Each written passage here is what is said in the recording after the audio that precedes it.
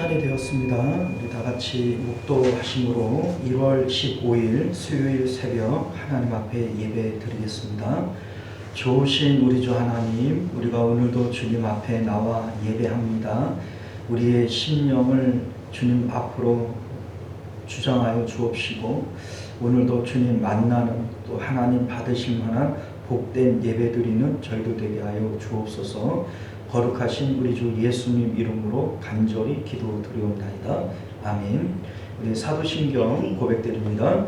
전능하사 천지를 만드신 하나님 아버지를 내가 믿사오며 그 외아들 우리 주 예수 그리스도를 믿사오니 이는 성령으로 잉태하사 동정녀 마리아에게 나시고 본디오 빌라도에게 고난을 받으사 십자가에 못 박혀 죽으시고 장사한 지 사흘 만에 죽은 자 가운데서 다시 살아나시며 하늘에 오르사 전능하신 하나님 우편에 앉아 계시다가 저리로서 산 자와 죽은 자를 심판하러 오시리라. 성령을 믿사오며 거룩한 공예와 성도가 서로 교통하는 것과 죄를 사하여 주시는 것과 몸이 다시 사는 것과 영원히 사는 것을 믿사옵나이다. 아멘. 자, 우리 찬송가 390장입니다. 찬송가 390장 우리 함께 찬송하겠습니다.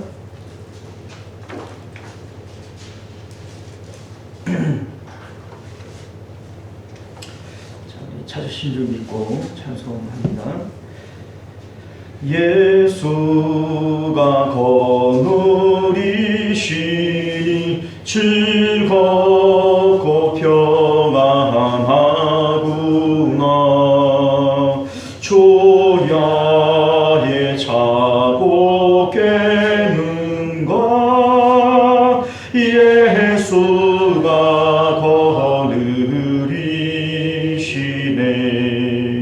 주 날 항상 돌보시고 날 친히 거느리시네. 주 날 항상 돌보시고 날 친히 거느리시네. 때때로 괴곤당하며 때때로 기쁨 누리네. 풍파 중에 지키시고 평안히 인도하시네.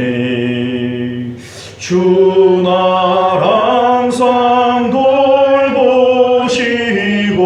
날 친히 거느리시네. 주 날 항상 돌보시고 날 친히 거느리시네.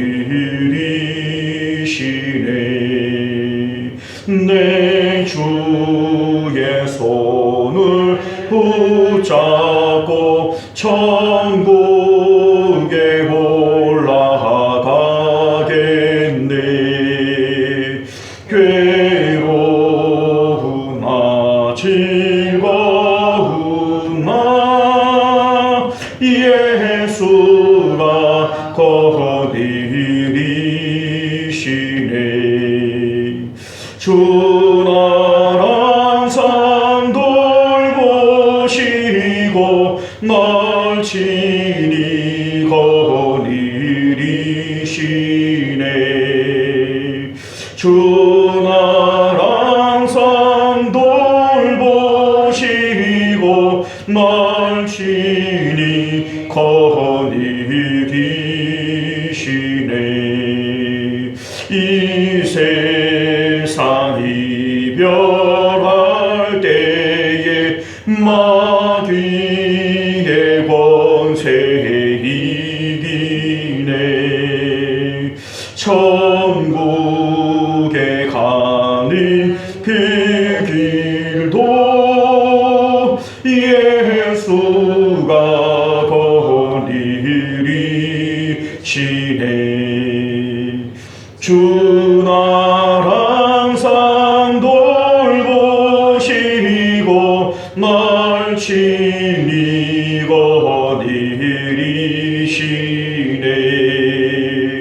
주 날 항상 돌보시고 날 진리가 이리시네.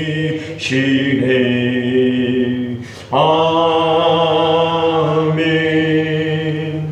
할렐루야. 자, 우리 하나님 말씀 봅니다.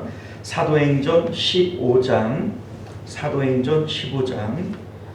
1절에서 5절까지 말씀 우리 교독하여 읽도록 합니다.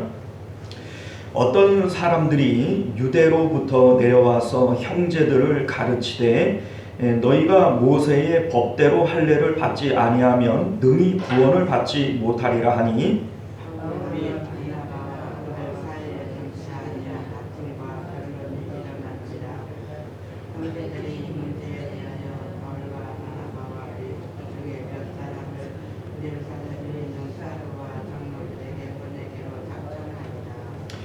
그들이 교회에 전송을 받고 베니게와 사마리아로 다니며 이방인들이 주께 돌아온 일을 말하여 형제들을 다 크게 기쁘게 하더라.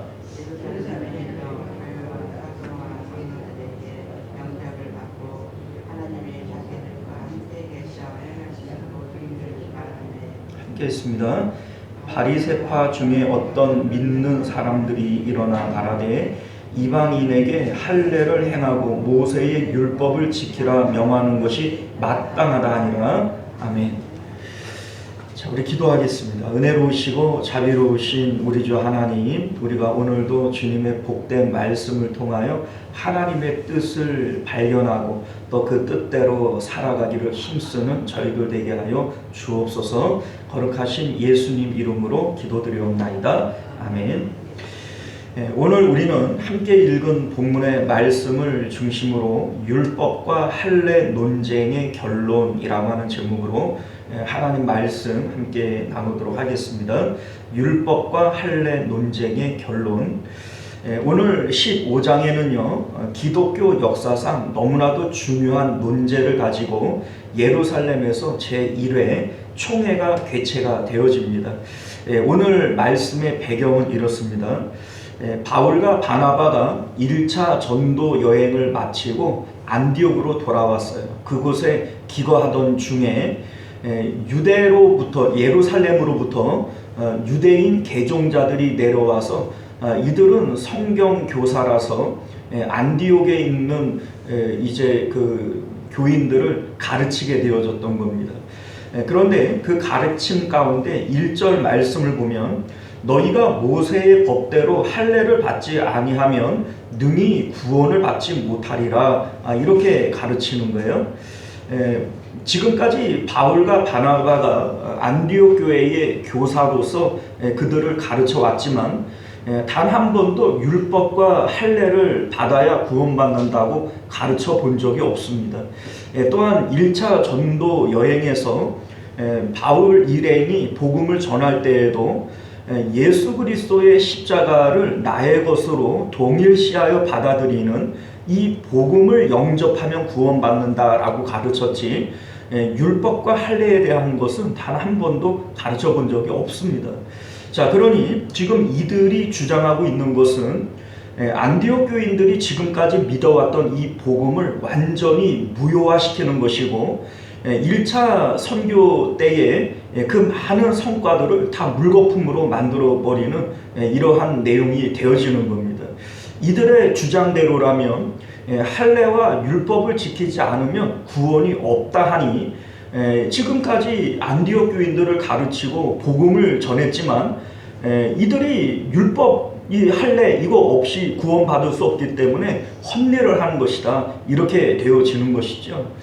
자, 그렇기 때문에 2절 말씀을 보면 바울과 바나바 그리고 유대인 교사들과 간에 큰 논쟁이 벌어지게 되어집니다. 그리고 우리가 앞서 봤듯이 전도 여행 때 회당을 중심으로 유대인들에게 복음을 전하지만 유대인들이 복음을 받아들이지도 않을 뿐만 아니라 핍박자가 되어지고 완강하게 이 복음을 회방하는 것을 보게 됩니다. 이유가 뭐냐면 2000년 동안 지켜왔던 이 복음, 할례, 그 이제 이들이 지켜왔던 할례 또 율법 이러한 유대교의 전통을 복음은 완전히 다 무시해 버리기 때문에 이들의 입장에서는 이 복음을 받아들일 수가 없는 겁니다. 우리 이제 마가 요한조차도 유대인들이 완강하게 거부하는 이런 모습들을 보면서 마음의 회의를 느끼는 거예요. 그럼으로써 예루살렘으로 돌아가 버리는 이러한 일들이 있지 않았습니까? 자, 그러니 지금 여기서도 이 문제는 동일하게 나타나는 겁니다. 유대인으로서 기독교로 개종을 했지만 그래도 2000년 동안 지켜왔던 율법과 할례 이러한 유대교의 전통을 버릴 수는 없는 거죠. 그러니 이들은 율법과 할례 없이 너희들이 구원받을 수 없다라고 주장을 하는 겁니다. 자, 이 문제는 좀처럼 결론이 나지는 않아요. 일반적으로 우리가 사람들 간에 다투어도 이렇게 결론이 잘 안 나는데 특별히 이렇게 신앙적인 논쟁, 신학적인 논제를 가지고 다툴 때에는 더 이 결론이 나지 않습니다. 소위 이단들하고 다퉈도 결론이 나요? 안 나요. 여러분들 이단들이 주장하는 것들은 진짜 어디서 주먹구구식의 그런 말도 안 되는 주장들을 하냐 이렇게 우리가 보지만 그래도 자기들의 의견을 굽히지 않습니다. 자, 여기서도 역시 마찬가지예요. 이들은 절대로 자기들의 의견을 좁히지 않기 때문에 결론이 나지 않아서 4절 이하를 보게 되어지면 예루살렘에 있는 사도들에게로 이 문제를 가지고 가서 우리는 거기서 사도들과 다른 형제들의 말을 좀 들어보자. 이래서 이 문제를 예루살렘으로 가지고 올라가는 거예요. 그래서 이 문제를 가지고 이렇게 예루살렘 총회가 첫 번째로 열리게 되어지는데 논제는 이방인의 전도에 있어서 율법과 할례를 어떻게 할 것이냐.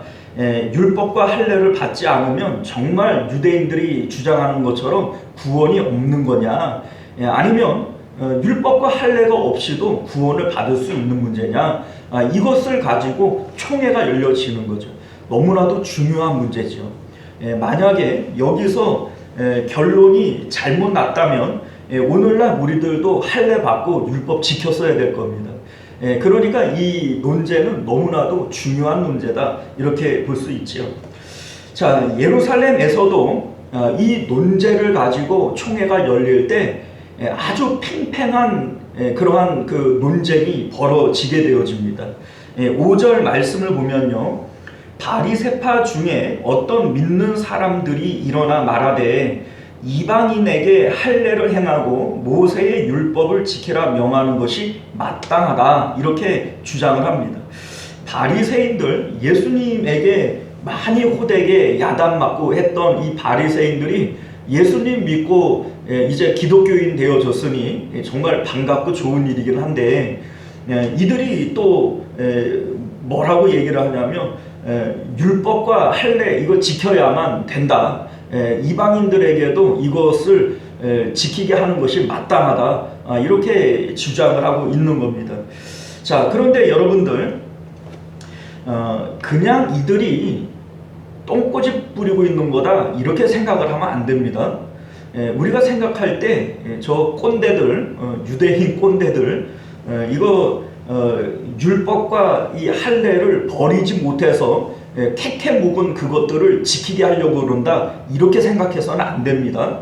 왜냐하면 이들도 예수님을 믿고 신실한 그리스도인들이 되어진 거예요.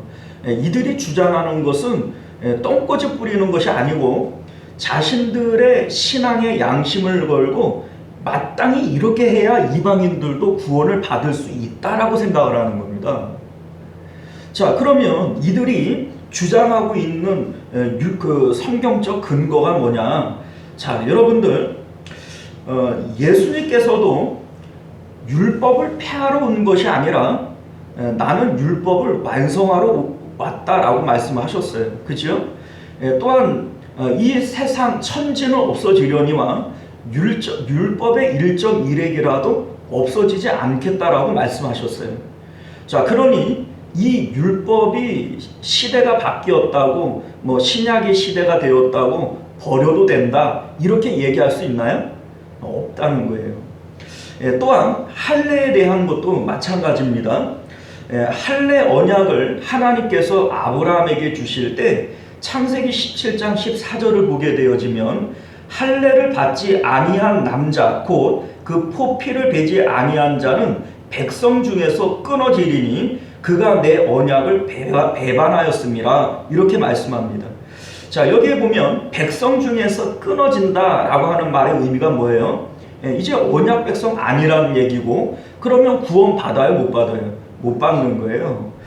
또한 이 문제는 이방인들에게도 똑같이 적용이 되어진다라고 하나님께서 말씀하셨어요.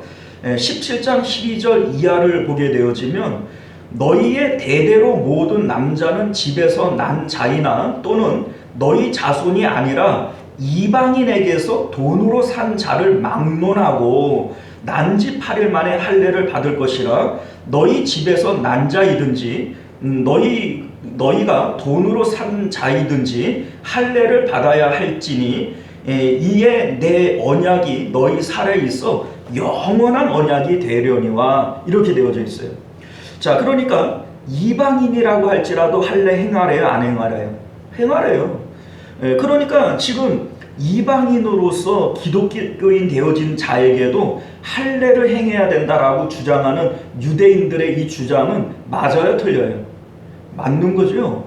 이방인들에게도 하나님께서 창세기 17장에 너희의 집에서 난 이스라엘 백성이든지 이방인이든지 그 할례를 행하라, 이렇게 말씀하셨잖아요. 그러니까 이방인으로서 기독교인 된 자이지만 이들에게도 할례를 행해야 된다라고 얘기하는 유대인들의 주장은 맞는 얘기입니다. 또한 이것이 영원한 언약이다라고 얘기를 했기 때문에 그건 구약시대에나 되는 거지 신약시대는 아니지 라고 얘기할 수도 없는 거예요. 왜냐하면 영원한 언약이라고 하는 것은 시대를 불문하고 라고 하는 의미를 담고 있기 때문인 것이죠. 자, 그러니 지금 유대인들이 똥꼬집 부리면서 꼰대 역할을 하려고 할례와 이 율법을 지켜야 된다, 이렇게 주장하는 것이 아닙니다. 이들은 정말로 생각하기를 이방인들이 예수님을 믿는 것이 얼마나 기쁜 일이냐, 이들은 그것을 기뻐하기 때문에 예루살렘에서 이 안디옥까지 내려온 거예요. 그럼에도 불구하고 너희들이 이것 하지 아니하면 능히 구원 못 받는다라고 주장하는 것은 이들 마음에는 그들을 사랑하는 마음에서 가르쳐주는 내용이라는 거예요. 자, 그러니까 양쪽 모두가 이 내용에 대해서 전혀 굽힐 수가 없는 겁니다. 왜냐하면 이것은 구원에 대한 문제이고 양쪽 모두가 신학적인 그러한 신념들을 가지고 말하고 있는 내용이기 때문에 그런 겁니다. 자, 그런데 예루살렘 총회가 어떻게 결론이 나게 되어지느냐, 10절 말씀을 보게 되어지면 베드로가 이렇게 주장을 해요. 그런데 지금 너희가 어찌하여 하나님을 시험하고 있는 거래요. 우리 조상과 우리도 능히 매지 못하던 멍에를 제자들의 목에 두렸느냐. 그러나 우리는 그들이 우리와 동일하게 주 예수의 은혜로 구원을 받은 줄을 믿노라, 이렇게 얘기를 해요. 자, 그러니까 베드로가 지금 이방인들이 우리와 같은 구원을 받은 것을 확신하고 있다, 나는 그걸 믿는다 라고 지금 주장을 하고 있는데, 이 주장을 하는 근거가 어디에 있냐면, 베드로가 우리 이제 10장을 보게 되어지면 고넬료 집에서의 경험이 있지 않습니까? 하나님께서 환상 중에 보여주셨고 또 그 집에 가서 복음을 전할 때에 이들이 율법을 지키는 유대인도 아니고 할례를 받은 자들도 아님에도 불구하고 하나님께서 성령을 부어주셨다라는 거예요. 이들이 하나님의 백성이고 구원받은 자라고 하는 표시로서 보내주신 것이 성령이라는 겁니다. 그러니 하나님께서 성령을 부어주셔서 구원받은 하나님 백성이라고 하는 것을 그 표징으로서 보여주신 이들이 어떻게 구원받은 자들이 아니라고 얘기할 수 있느냐라고 하는 것을 베드로가 얘기를 하고 있는 겁니다. 그러니 어찌하여 하나님을 시험하냐 이렇게 얘기를 하는 겁니다. 하나님께서 성령을 주심으로써 내 백성이라 구원받았다라고 증명을 해준 이방인들을 할례와 율법 없이는 구원받을 수 없다라고 얘기하는 것이 이거 하나님을 시험하는 일이 아니냐라고 지금 얘기를 하고 있는 겁니다. 자, 12절 말씀을 보면 바울과 바나바도 자신들이 1차 전도 여행 때에 이방인들에게 하나님께서 나타내신 기사와 표적에 대해서 증언을 함으로써 베드로의 주장에 힘을 더하게 되어집니다. 하나님께서 이러한 표적과 기사들을 이방인들에게 나타내셨는데 하나님이 그들을 구원하실 생각이 아니라면 왜 그러한 표적과 기사를 보이셨겠느냐? 우리가 그들에게 할례와 율법을 가르친 것도 아니고 단순하게 십자가 복음만을 전했는데 그들 가운데 표적과 기사가 나타났다라고 하는 것을 증언하여 베드로의 주장에 힘을 더하고 있는 거예요. 자, 그럼으로써 이제 그 예루살렘 총회의 결론이 나게 되어지는데 당시 총회장이었던 예수님의 동생 야고보가 이제 결론을 내는 거예요. 13절 이하를 보게 되어지면 먼저 더 이상 이방인에게 할례와 율법을 강요하지 말라 이렇게 결론을 냅니다. 다만 20절 이하를 보게 되어지면 이방인 성도들에게도 우상의 제물을 먹지 말 것과 음행하지 말 것, 목매어 죽인 동물의 고기와 피를 먹지 말 것, 이러한 단서 조항들을 붙이게 되어져요. 자, 이와 같은 단서 조항들은요, 구원에 직접적인 영향을 미치기 때문에 단서를 단 게 아닙니다. 다만 교회가 서로 화합하기 위해서 이방인들에게서 용납받을 수 없는 우상 숭배와 관련되어진 것들을 금하는 거예요. 우리 첫 번째 내용이 우상의 제물을 먹지 말라라고 얘기를 하잖아요. 그러니까 우상에 대한 문제인 거예요. 음행하지 말 것이라고 하는 것도 단순하게 간음하지 말아라 라고 하는 얘기가 아니라 당시 이방의 신전에서는 그 신전 창녀들이 있어서 그 제사의 행위 가운데 하나가 신전 창녀들과 행음하는 것이 있었던 거예요. 그러니까 그런 음행하지 말아라 라고 하는 것이고, 또 핏째 먹지 말라 라고 하는 이 내용도 이제 목매어 죽이게 되어지면 당시 사람들은 목매어 죽인 짐승은 이 살 속에 피가 스며든다 이렇게 본 거예요. 그러니까 목매어 죽인 것을 먹으면 핏째 먹는 것과 같은 것이고, 율법으로는 피는 사람의 이제 생명을 상징하기 때문에 핏째 먹지 말 것에 대해서 하나님께서 말씀하신 것이죠. 자, 그러니까 이러한 것들은 유대인으로서는 도저히 용납할 수 없는 것이고, 또한 이방인들에게 자신도 모르게 생활 속에 스며들어 있는 우상 숭배의 문화에 대해서 지적하고 있는 거예요. 자, 그러니 유대인들도 한 발 양보하고 이방인들도 한 발 양보해서 교회가 서로 화합하자라고 하는 의미에서 이런 단서 조항을 붙인 것이다 이렇게 볼 수 있지요. 자, 그래서 이 문제는 구원에 대한 직접적인 문제가 아니기 때문에 나중에 이제 사도 바울은 우상의 음식을 먹는 문제에 대해서 너희가 신앙의 양심에 꺼리낌이 없다면 그거 먹어도 된다 이렇게 이제 얘기를 하지요. 그러나 이것이 믿음이 약한 사람들에게 시험이 되어진다면 나는 영원히 고기를 먹지 않겠다 이런 얘기를 하는 것을 우리가 보게 되어집니다. 자, 그러니까 결국은 이것은 구원 문제가 아니라 결국 이제 교회가 하나 되어지기 위해서 유대인이나 헬라인이나 서로 한 발씩 양보하자 이러한 의미를 담고 있는 것이죠. 자, 그런데 자, 여러분들, 우리는 이 문제를 단순하게 그러면 이제 할례와 율법에 대한 문제는 결론이 났네. 이제 우리는 할례, 율법 이거 안 지켜도 되는 문제네. 할례 안 받아도 되고 율법은 이제 안 지켜도 되네. 이렇게 받아들인다면 우리는 성경을 크게 오해하는 겁니다. 왜냐하면 예수님께서 분명히 율법을 폐하러 오신 것이 아니라고 말씀하셨고 율법은 1.1핵이라도 이 세상 끝날까지 없어지지 않는다고 말씀하셨어요. 할례에 대한 문제도 하나님께서 영원히 지킬 그 언약이라고 말씀하셨고 또한 할례를 받지 않는 자는 유대인이든지 이방인이든지 백성 중에서 끊어진다라고 분명히 말씀하고 있는 거예요. 하나님의 약속, 하나님께서 영원한 언약이다. 예수님께서 이 세상 끝날까지 없어지지 않는다라고 얘기를 했는데 예루살렘 총회에서 이방인들에게 그거 이제 주장하지 말아라 이렇게 얘기를 했다고 이거 우리는 치워버리고 생각을 안 해도 된다. 이러면은 우리가 뭔가를 착각하고 있는 거 아니겠어요?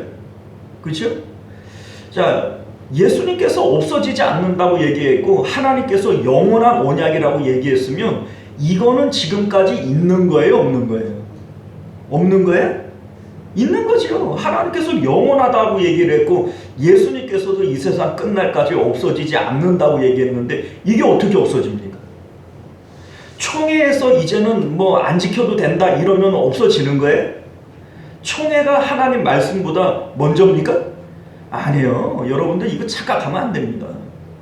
다만 이것이 형태적으로 바뀌어졌을 뿐이에요. 그래서 사도 바울이 고린도 후서 3장 3절 말씀을 보게 되면 율법에 대해서 이렇게 얘기를 합니다. 먹으로 쓴 것이 아니요 하나님의 영으로 쓴 것이며 또 돌판에 새긴 것이 아니요 오직 육의 마음판에 쓴 것이라. 다시 말해서 율법은 형태적으로 외적으로 조문에 있는 것을 우리가 지키는 것은 아니지만 어디에 있는 걸 지켜요? 우리 마음판에 있는 것을 지키는 것이다. 이렇게 얘기를 하는 겁니다.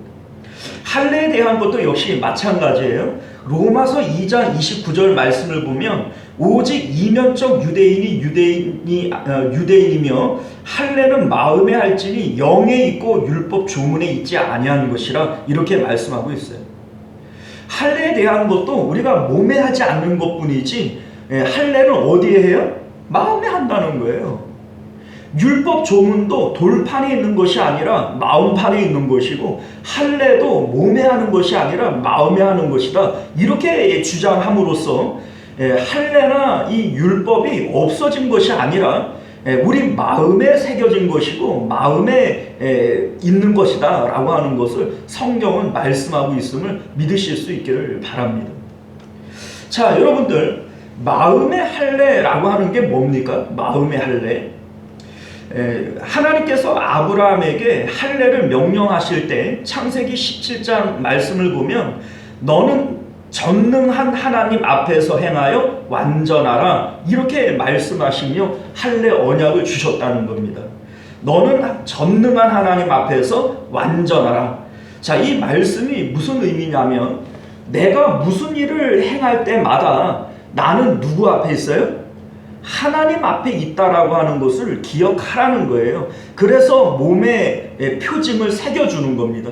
이 표징을 볼 때마다 말씀을 기억하는 거예요. 무슨 말씀이요? 나는 전능한 하나님 앞에 있어 라고 하는 이 의식을, 신전 의식을 기억하라는 겁니다. 자, 그러니까 전능한 하나님이라고 하는 이 칭호가 중요해요. 하나님께서는 전능한 하나님이시지만 전능하기만 한 건 아니죠. 전지하기도 하고 또 언약의 하나님이기도 하고 하나님의 이름은 너무나도 많잖아요. 그런데 왜 전능한 하나님으로 나타나셨을까? 우리가 하나님 앞에 행하기 위해서는 반드시 하나님의 전능하심을 믿어야 하기 때문에 그래요. 자, 이를테면 다윗이 골리앗 앞에 있어요. 골리앗이 하나님을 모욕하고 이스라엘 백성 선민들을 모욕합니다. 자, 그런데 다윗과 골리앗의 차이는 하늘과 땅 차이죠. 상식적으로 볼 때 다윗이 골리앗을 이길 수가 있나요? 불가능해요. 그럼에도 불구하고 다윗이 사무엘상 17장 26절을 보면 이렇게 얘기를 합니다. 도대체 저 할례 받지 못한 블레셋 사람이 누구이기에 살아계신 하나님의 군대를 모욕하는가? 여기서 할례를 언급하면서 뭐라고 얘기해요?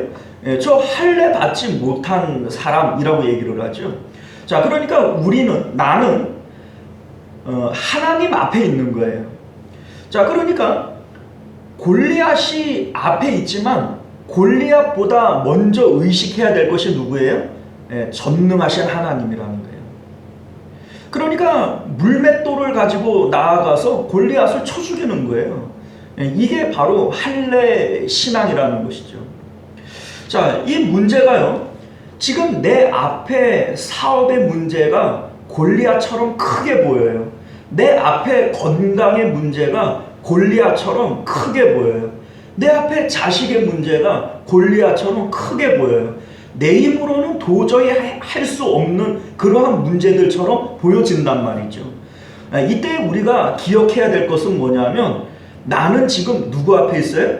하나님 앞에 있어요. 하나님이 관객으로서 나를 지켜보고 있단 말이에요. 그런데 이 하나님은 어떤 하나님이에요? 전능하신 하나님이라고.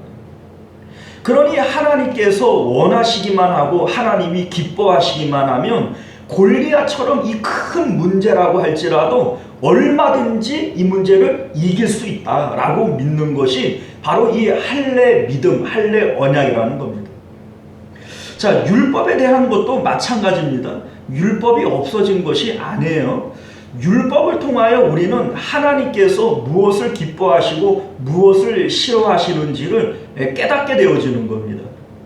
자, 오늘날 우리들이 성령님을 통하여 마음에 이제 그 새겨지기를, 하나님이 무엇을 기뻐하시고 무엇을 싫어하는지를 알아요, 몰라요? 몰라요? 몰라서 못하는 게 아니잖아요. 그죠? 그리고 우리 신명기 28장 말씀을 보면, 너희가 내 말을 청종하여 이 율법의 말씀을 잘 지키면 너희가 들어가나 나가나 복을 받을 것이라. 또 이 말씀을 지키지 아니하면 너희가 들어가든지 나가든지 어디에서든지 저주를 받을 것이라. 이런 말씀을 하시죠. 율법이 없어진 겁니까? 아니에요. 율법은 우리 마음 안에 이미 성령님을 통하여 새겨진 겁니다. 자, 그러니 우리가 하나님이 기뻐하시고 하나님의 원하시는 대로 살아가게 되어지면 신명기 28장에 약속하신 대로 복이 주어질 것에 대해서 믿으실 수 있기를 바라요. 이것이 바로 하나님께서 말씀하신 마음에 새겨주신 율법이라고 하는 겁니다. 성령을 통하여 우리 마음 가운데 하나님이 기뻐하시고 싫어하시는 일들을 알게 하시고 이 말씀대로 준행하여 살아가게 되어질 때 하나님께서는 반드시 복 주고 복 주시리라는 거예요. 사랑하는 성도 여러분, 이제 말씀을 맺도록 하겠습니다. 오늘 예루살렘에서는 율법과 할례에 대한 논쟁이 활발하게 이루어지고 있어요. 양쪽 모두 하나님을 사랑하는 마음으로 강력하게 주장을 하고 있는 거예요. 이들이 터무니없는 주장을 하는 게 아닙니다. 그냥 그 유대인들이 꼰대 역할을 하려고 똥꼬집 부리는 거다, 이렇게 착각을 하면 안 된다는 거예요. 이들도 신학적인 성경적인 그러한 내용을 가지고 주장을 하고 있는 것이고, 율법을 지키지 않고 할례를 받지 아니하면 너희가 결단코 천국에 들어가지 못한다, 구원받지 못한다, 이렇게 1절에 주장을 하고 있는 겁니다. 이들의 주장은 터무니없는 주장이 절대로 아닙니다. 예수님께서도 분명히 율법을 내가 폐하러 온 것 아니라고 말씀하셨고, 이 할례에 대한 것도 하나님께서 영원한 언약이라서 이방인들도 지켜야 한다라고 말씀하고 있는 거예요. 다만 형태가 바뀌었을 뿐입니다.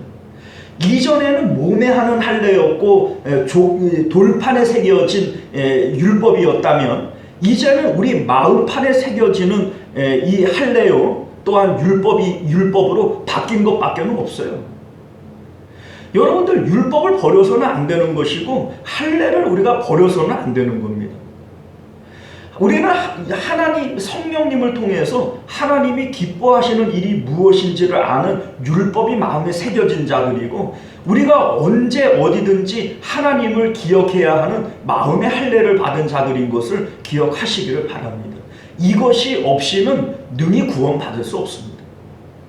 할례 언약, 율법 언약 없어진 것 아니라 오늘날 우리 마음판에 있어서 우리가 지켜야 하는 것임을 믿으실 수 있기를 바랍니다. 기도하겠습니다.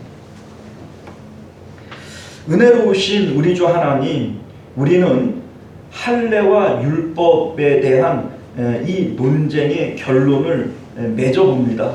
우리 하나님, 할례와 율법 없이는 구원받을 수 없다라고 주장했던 유대인들의 이 주장이 허무맹랑한 똥꼬집이 아닌 것을 우리는 깨닫게 됩니다. 이 말씀은 우리 예수님께서도 지켜야 한다라고 말씀하셨던 것이오매, 우리 하나님, 율법과 할례를 터부시하고 버리는 그러한 우를 범하지 않도록 은혜 베풀어 주옵소서. 거룩하신 우리 주 예수님 이름으로 간절히 기도드리옵나이다. 아멘. 우리 주기도문으로 예배를 마칩니다. 하늘에 계신 우리 아버지여, 이름이 거룩히 여김을 받으시오며 나라가 임하시오며 뜻이 하늘에서 이룬 것 같이 땅에서도 이루어지이다. 오늘 우리에게 일용할 양식을 주시옵고, 우리가 우리에게 죄 지은 자를 사하여 준 것 같이 우리 죄를 사하여 주시옵고, 우리를 시험에 들게 하지 마시옵고 다만 악에서 구하시옵소서. 나라와 권세와 영광이 아버지께 영원히 있사옵나이다. 아멘. 자, 우리 계속해서 함께 기도하실 때 먼저는 말씀을 기억하시며 기도하실 수 있기를 바라겠고요. 나라와 민족을 위해서, 우리 가정과 자녀들을 위해서 기도하시고, 교회를 위해서 기도하실 때 특별히 우리 환우들을 위해서 기도하실 수 있기를 바랍니다. 오늘 우리 정진봉 장로님 허리 이제 수술을 또 하게 되어지는데 위해서 기도해 주시고, 또 우리 교회 부흥을 위해서 함께 기도해 주시면 감사하겠습니다. 주여 한번 외치고 기도하겠습니다. 주여, 은혜로우신 우리 주 하나님 감사합니다. 우리가 오늘도 주님의 복된 말씀을 통하여 하나님의 뜻을